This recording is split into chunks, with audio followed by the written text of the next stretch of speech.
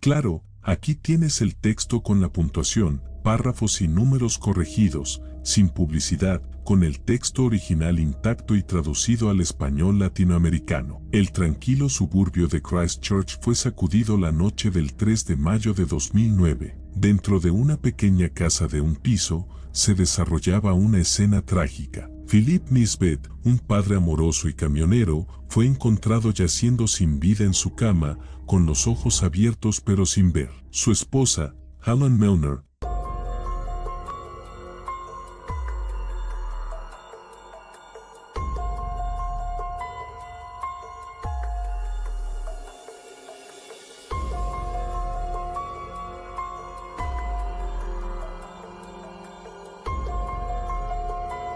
estaba cerca, sosteniendo un teléfono y llorando mientras le decía a la policía que su marido se había quitado la vida. El shock inicial de la repentina muerte de Phil afectó profundamente a su familia y amigos, pero mientras lloraban su pérdida, comenzaron a surgir dudas y sospechas. Ellen Milner nació alrededor de 1964 en Nueva Zelanda, hija de Ann Milner. Ann a menudo compartía lo difícil que fue criar a Ellen, quien fue una niña difícil desde una edad temprana. A los 10 años, Ellen ya había comenzado a causar problemas serios, un patrón que continuó a lo largo de su vida. Ann mantenía una lista que documentaba las fechorías de Ellen, que incluían incidentes graves. Ellen asistió a la escuela secundaria en Christchurch, la ciudad más grande de la isla sur de Nueva Zelanda, conocida por su herencia inglesa. A pesar de estar en una escuela de buena reputación, Ellen robaba a sus compañeros de clase y retiraba sumas sustanciales de dinero de la cuenta bancaria de su madre. Aunque su madre decidió no presentar cargos y sus compañeros no la denunciaron a las autoridades, la escuela finalmente la expulsó. Preocupada por su futuro, su madre la inscribió en el Instituto Secretarial Ritchie. Después de graduarse, Ellen trabajó como mecanógrafa, pero fue despedida tras presentar una carta falsificada del Ministerio de Salud que supuestamente permitía fumar en la sala de personal. Luego tomó un trabajo como cajera en United Building Society, una sociedad de construcción de Nueva Zelanda, pero fue despedida por robar dinero. Una vez más, su madre cubrió la cantidad robada y gastó miles para mantenerla fuera de los tribunales y de la cárcel. A pesar de estos esfuerzos, Ellen continuó por un camino problemático. Se había mudado a Wellington con un prometido, pero la relación terminó mal, dejándola endeudada y regresando a Christchurch. El dinero siguió siendo un problema. Ellen a menudo se aprovechaba de su familia, robándole a su tía discapacitada y de la billetera de su padre. A principios de sus 20 años, Ellen conoció a Mark Robert Cars y se casaron alrededor de 1987, teniendo 2 hijos, Greg y Adam. Su matrimonio terminó en un amargo divorcio a mediados de la década de 1990, marcado por una feroz batalla por la custodia. Según Mark, Ellen era manipuladora y estaba motivada por el dinero o el beneficio personal, sin mostrar empatía. Supuestamente, mintió en el tribunal de familia para obtener la custodia y les dijo a los niños que su padre se había mudado a Australia y no quería verlos. A pesar de gastar más de $20,000 en abogados, Mark luchó por mantener el contacto con sus hijos hasta que tuvieron la edad suficiente para visitarlo de forma independiente, momento para el cual su relación estaba severamente dañada. Los detalles de la vida de Ellen después del divorcio no están claros hasta 2005, cuando se casó con Philip Nesper. Bill nació el 20 de marzo de 1962. Era el mayor de 4 hermanos. Como el mayor, Phil siempre fue protector y cariñoso con sus hermanos, especialmente con su hermana menor. En algún momento, los Nisbet se mudaron a Australia, pero Phil decidió quedarse en Nueva Zelanda. Trabajaba como camionero, un trabajo exigente pero razonablemente bien pagado. Estuvo casado con una mujer llamada Vicky, con quien tuvo a su hijo mayor, Zach. Después de su separación, formó una relación con Karen, que dio como fruto a su hijo menor, Ben. Esta relación también terminó, dejando a Phil soltero nuevamente al entrar en sus 40. Los detalles de cómo se conocieron Phil y Ellen no están claros, pero es evidente que ambos habían experimentado matrimonios fallidos y tenían hijos de relaciones anteriores. Su felicidad juntos estaba bien documentada en fotos familiares compartidas en redes sociales, mostrándolos sonrientes y evidentemente enamorados. Se casaron en 2005. Inicialmente, todo parecía perfecto y sus familias estaban contentas de verlos reconstruir sus vidas. Sin embargo, no todo era impecable y, como cualquier pareja, tenían sus dificultades. Incluso la familia de Ellen la culpaba a ella por generar conflictos, ya que Phil evitaba las confrontaciones. Ellen y su cuñada, Leanne, tuvieron una pelea en 2006, lo que llevó a una ruptura permanente. Hay dos versiones de la historia detrás de su desacuerdo. Una versión sugiere que el hijo adolescente de Leanne, Lance, se había quedado con Phil y Ellen y, después de un incidente que molestó a Ellen, ella llamó a su cuñada para quejarse, lo que resultó en una discusión. La otra versión afirma que Lance le informó a su madre sobre un plan nefasto que su tío Phil supuestamente estaba tramando bajo la influencia de Ellen para dañar a su expareja, Karen. Leanne confrontó a Phil sobre el absurdo plan y sacó a su hijo de la casa de Phil.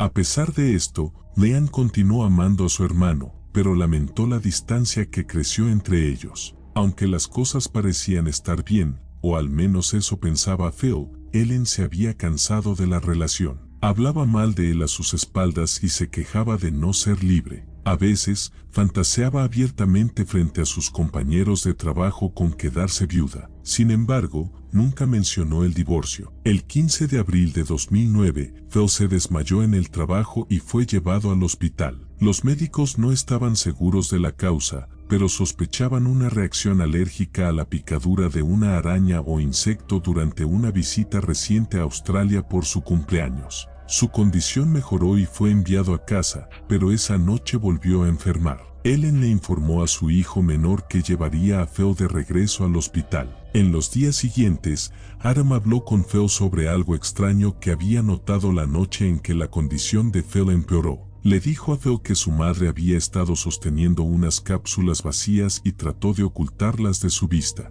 A pesar de ser el hijo de Ellen, Adam le advirtió a su padrastro que tuviera cuidado, sugiriendo que su madre podría envenenarlo. Phil, confiado y reacio a creer tal cosa, le aseguró a Adam que no tenía nada de qué preocuparse y que debía haberse equivocado. Este incidente fue la gota que colmó el vaso para Adam, quien se mudó al día siguiente, no dispuesto a permanecer en un ambiente tóxico. Durante unas 3 semanas, la vida volvió a la normalidad, con todos siguiendo sus rutinas sin problemas de salud. El 3 de mayo de 2009, Phil, un padre amoroso, le envió un mensaje de texto a su hijo menor, Ben, antes de dormir, informándole que había lavado su sudadera y que se la llevaría al día siguiente. Sin embargo, Phil no despertó esa mañana. El 4 de mayo de 2009, Ellen llamó a la policía, informando que su esposo, Phil, estaba muerto en su casa. La policía respondió rápidamente, ya que era un día tranquilo con una patrulla disponible. Ellen, entre lágrimas, abrió la puerta y condujo a los oficiales al dormitorio principal, donde encontraron el cuerpo de Phil yaciendo en diagonal sobre la cama, con los ojos abiertos y sin respirar. Los oficiales notaron 2 paquetes de pastillas vacíos y un vaso de agua medio vacío en la mesita de noche. El llanto de Ellen se intensificó, pero algo en ella hizo que los oficiales mantuvieran la distancia. Llamaron a sus superiores para informar de la escena y notificar a la familia de Phil. Con el teléfono en la mano, Ellen informó que su esposo se había quitado la vida y que tenía pruebas para demostrarlo. La policía tomó el teléfono y vio un mensaje en la pantalla, aparentemente enviado por Phil. El mensaje expresaba la tristeza de Phil, afirmando que no podía seguir, que la amaba mucho y le pedía que se cuidara y que le dijera a Ben que lo amaba. El mensaje estaba fechado el 3 de mayo y fue enviado a las 10:30 de la noche. El oficial a cargo en la escena fue notificado de todo lo que había ocurrido durante su investigación. Mientras tanto, el cuerpo de Phil fue llevado a la morgue con la esperanza de que la autopsia arrojara luz sobre la situación. Leanne describió el momento en que recibió la llamada de su padre informándole que Phil se había quitado la vida como terrible. A pesar de no hablar mucho con su hermano en los últimos 2 años debido a su discusión con Ellen, nunca imaginó que Phil tomaría una decisión tan drástica. Días después, cuando se publicó el informe preliminar de la autopsia, se reveló que el cuerpo de Phil contenía altos niveles de un fármaco antialérgico que, paradójicamente, le causó una reacción alérgica grave. En ese momento, Leanne sintió que tenía que aceptar que su hermano había decidido poner fin a todo, pero algo en su espíritu se rebeló contra esta idea. A partir de entonces, se desarrollaron eventos significativos, pero la policía parecía obsesionada con la idea de que la muerte de Phil fue autoinfligida, lo que causó retrasos en la investigación.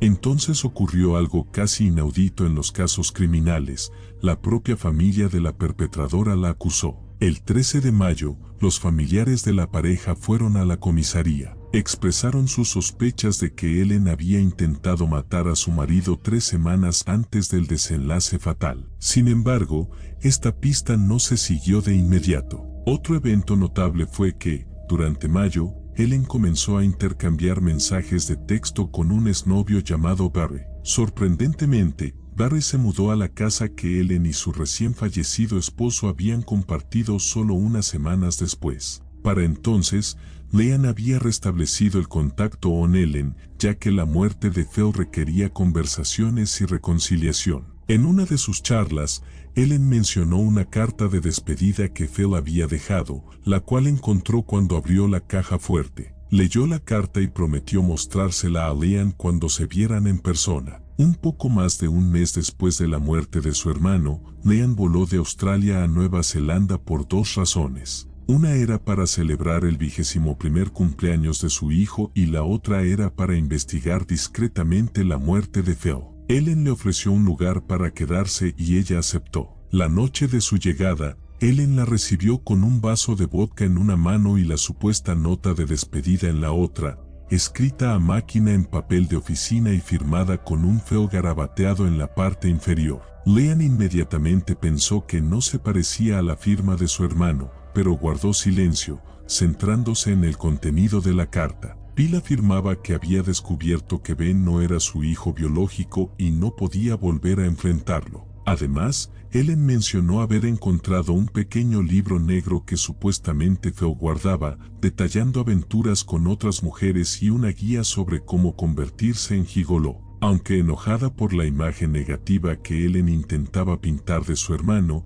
Leanne tuvo que fingir para no levantar sospechas. Dijo que desaprobaba la decisión de Phil de quitarse la vida y que se iría a la cama para estar en buenas condiciones para el día siguiente, cuando la familia se reuniría en un restaurante para celebrar el 21º cumpleaños de Lance. Ese día, cuando Ellen regresó del trabajo, estaba furiosa, llevando el correo en la mano. Karen, la madre de Ben, había escrito para solicitar las pertenencias de Ben de la casa y algo de dinero que Phil había dejado para su hijo menor. Llena de rabia, Ellen declaró que pondría a Karen en su lugar, afirmando que Ben no era hijo de Phil y anunciando que no asistirían a la celebración del cumpleaños de Lance. Aunque Leanne no estaba de acuerdo con el comportamiento de Ellen, decidió permanecer en silencio para no provocarla. Necesitaba mantenerse cerca y observar todo lo que pudiera, ya que seguía sospechando de un acto criminal en la muerte de su hermano. Esa noche, Barry, el nuevo novio de Ellen, dejó a las 2 mujeres en el restaurante donde celebrarían el cumpleaños de Lance. Al llegar, se encontraron con Zach, el hijo mayor de Phil, que estaba con Vicky, su madre, y la pareja de esta. Ellen fue extremadamente cortés con ellos, incluso invitando a Zach a su casa el siguiente fin de semana para revisar las pertenencias de su padre y llevarse lo que quisiera. Leanne comentó más tarde que apenas podía concentrarse en la celebración de Lance o en todo lo que sucedía ante sus ojos. No podía entender por qué Ben era tratado tan mal mientras a Zach se le ofrecían las posesiones de su padre. También le pareció extraño que Ben fuera mencionado en los últimos mensajes de Phil, pero Zach no. Sospechaba que Phil no se había quitado la vida y que Ellen había escrito las notas para sembrar la discordia entre los hermanos, pero no podía probarlo. Antes de regresar a Australia, Leanne fue a la policía y proporcionó toda esta información. Le pareció sospechoso que Ellen ya estuviera viviendo con su nuevo novio en la casa que había compartido con Phil. Tras las acusaciones de la propia familia de Ellen y las declaraciones de Leanne, la policía solicitó a Ellen que proporcionara la supuesta nota de despedida de su marido. La entregó el 6 de julio de 2009, pero, notablemente, faltaba la firma garabateada de Phil. Mientras tanto, la relación de Helen y Barry progresaba rápidamente. El 12 de julio de 2009, él le regaló un anillo de oro con un diamante valorado en más de $2,000. Ellen lo llevaba con orgullo en su dedo anular, pero insistía en que no era un anillo de compromiso, ya que Barry no se lo había propuesto cuando se lo dio. A lo largo de 2009, Ellen continuó con sus engaños. Entre enero y septiembre, había estado robando a su empleador, aunque nadie lo sabía en ese momento. A principios de 2010, en medio de múltiples solicitudes de la familia de Phil para aclarar las circunstancias de su muerte, la policía citó a Ellen para otra declaración. El 30 de enero, hizo su segunda declaración y, para entonces, su descripción de un matrimonio ideal de su primera entrevista había cambiado significativamente. Le dijo al detective que nunca afirmó que su marido fuera un buen hombre. Cuando se le preguntó sobre la nota que explicaba su decisión, afirmó que la policía la había encontrado en su maletín y que la firma manuscrita se parecía a la letra de Phil. El investigador le recordó que la carta que ella entregó en la comisaría no tenía firma. Ellen respondió rápidamente que había guardado una copia y no la había mirado en tanto tiempo que creía erróneamente que estaba firmada. Ellen también expresó que la familia de Phil se había vuelto en su contra, afirmando que era injusto. Conocida por su naturaleza vengativa, en marzo de 2010, compró un teléfono móvil y se envió a sí misma mensajes amenazantes, fingiendo que eran de su hijo Adam. Esta era su forma de tomar represalias después de enterarse de que él había respaldado a su abuela al alertar a la policía sobre lo peligrosa que podía ser Ellen. Acusó a Adam de enviar amenazas de muerte a su exnovia, sugiriendo que había violado una orden de alejamiento y afirmó que era extremadamente agresivo, haciéndola temer por su seguridad. Debido a estas graves acusaciones de su madre, Adam fue detenido durante más de 15 días hasta que se reveló que todo era una invención de la retorcida mente de Ellen. La suerte de Ellen pareció cambiar a finales de 2010. En octubre, fue sentenciada a 5 meses de arresto domiciliario tras ser declarada culpable de robar a su empleador entre enero y septiembre de 2009. Al mismo tiempo, la persistencia de Leanne dio sus frutos, lo que llevó a una investigación forense sobre la muerte de Phil a partir de noviembre de 2010. Leanne había solicitado permiso para revisar algunas pruebas para el caso judicial y se le concedió. Leanne llevó una carpeta de documentos con la firma de Phil para compararla con la carta de despedida. El juez le mostró a ella y a su hermano la carta. Leanne prácticamente se la arrebató de la mano al juez al ver que carecía de firma, mostrando su ira y decepción por lo que consideraba otro de los intentos de Ellen de evadir su responsabilidad. La investigación judicial posterior destacó las fallas de la policía en la investigación de la muerte de Phil, el historial de violaciones de la ley de Ellen y la creciente evidencia de que Phil no se había quitado la vida, sino que fue víctima de un acto criminal. En el estrado, Ellen describió a su esposo como muy nervioso y fácilmente irritable, relatando su viaje a Australia en marzo de 2009 por el cumpleaños de Phil. Durante ese viaje, había sido picado por un insecto, tomó una dosis baja de Phenergan y permaneció inconsciente durante al menos 6 horas, descubriendo su grave alergia al medicamento. Ellen agregó que el día antes de su muerte habían pasado un tiempo agradable de compras, almorzando y discutiendo proyectos futuros para la casa. Cenaron, vieron la televisión y Phil se duchó y se fue a la cama alrededor de las 9:30 de la noche. Según Ellen, ella se unió a él 1 hora más tarde,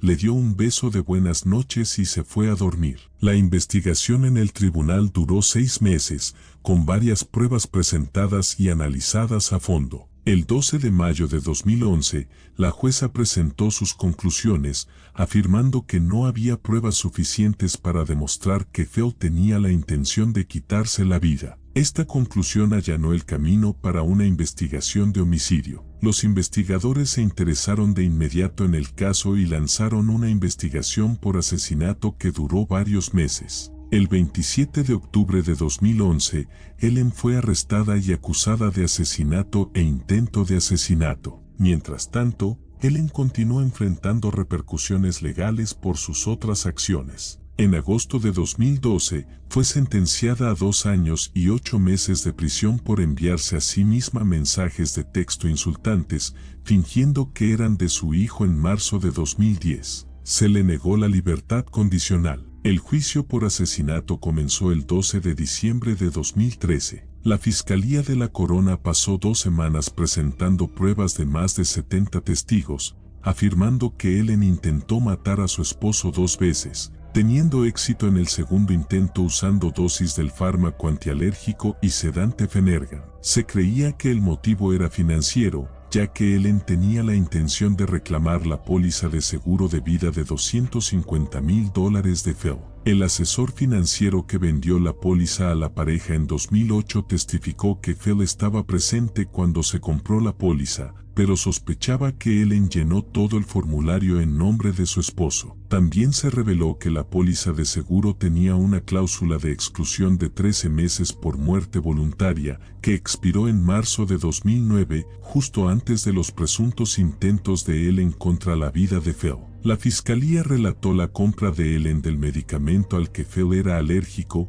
usando nombres y direcciones falsas. Sugirieron que mezcló el fármaco en la comida de Phil y, después de que estuviera sedado, lo asfixió. Luego manipuló la escena, enviando el falso mensaje de texto de despedida y escribiendo la nota a máquina. Una prueba de ADN confirmó que la afirmación sobre que Ben no era el hijo biológico de Phil era falsa. Compañeros de trabajo de Ellen testificaron que ella hablaba frecuentemente sobre venenos y su deseo de asfixiar a su esposo. Un momento crucial en el juicio fue el testimonio de Adam. Recordó haber visitado la comisaría con su abuela el 13 de mayo de 2009, después de que Ellen hubiera expresado su deseo de matar a Phil e incluso sugiriera contratar a un sicario. Cuando Adam le preguntó por qué no se divorciaba de Phil, Ellen respondió que no quería perder la mitad de la casa. Adam relató haber visto a su madre en la cocina el 15 de abril de 2009 con 2 cápsulas transparentes llenas de un polvo azul pálido, que escondió nerviosamente cuando notó que él la veía. Ella afirmó que Phil tenía dolor de cabeza esa noche. Ellen llevó a Phil al hospital y al día siguiente, Adam advirtió a su padrastro sobre lo que había visto, pero Phil desestimó sus preocupaciones. El primer oficial en la escena notó que la prolongada muestra de emoción de Ellen parecía poco natural. A él y a su colega les pareció sospechoso que el mensaje de texto de despedida fuera descubierto precisamente cuando estaban en la casa. La explicación de Ellen de que se quedó en la cama con Phil hasta las 2 de la mañana y luego se mudó al sofá después de tomar insulina también era dudosa, ya que el cuerpo de Phil estaba posicionado de una manera que hacía poco probable que ella hubiera estado a su lado. Además, el texto de despedida fue enviado a las 10:30 de la noche, contradiciendo su línea de tiempo. En el tribunal, se reveló que la madre de Ellen había escrito una carta solicitando la exclusión de Ellen de su testamento y había acompañado a Adam a la policía para denunciar el presunto asesinato de Phil.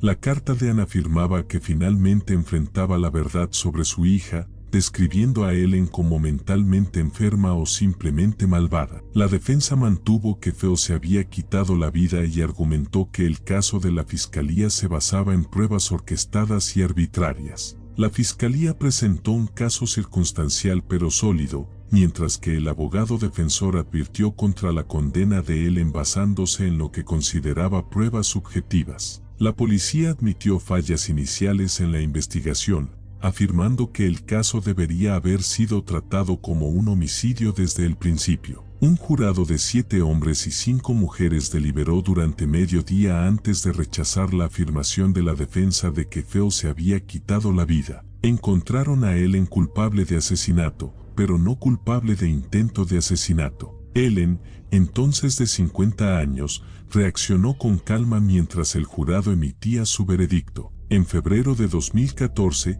tuvo lugar la audiencia de sentencia para Ellen en el Tribunal Superior de Christchurch. El juez se dirigió directamente a Ellen, afirmando que cometió el crimen puramente por beneficio económico y porque quería deshacerse de un esposo que ya no deseaba en su vida. Añadió que sus acciones eran aún más reprensibles porque Phil era un hombre excepcionalmente amable que no le había dado ninguna razón para quitarle la vida. El juez estuvo de acuerdo con la afirmación de la fiscalía de que las acciones de Ellen fueron calculadas y frías, describiéndolas como un plan meticulosamente planeado y ejecutado con cruel desprecio por la familia y los amigos de Phil. Finalmente, Ellen fue sentenciada a cadena perpetua con un mínimo de 17 años antes de ser elegible para la libertad condicional por causar la muerte de Phil en 2009 para reclamar un pago de seguro de vida de $250,000. Una de las consecuencias del juicio fue el desprestigio de la reputación de la policía por adherirse inicialmente a la idea de una lesión fatal autoinfligida a pesar de los indicios de un acto criminal. Los medios destacaron este problema,